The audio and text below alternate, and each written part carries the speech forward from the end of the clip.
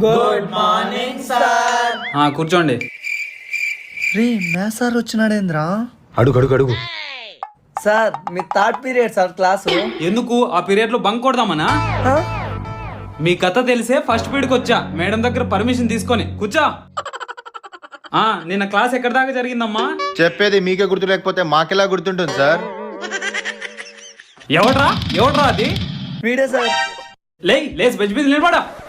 Sir నేను కాదు sir. ఇంకెక్కువ మాట్లాడితే మోకాల మీద నిలబెడతా.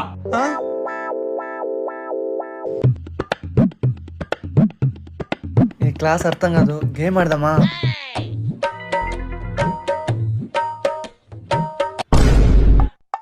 వెనకాలరా.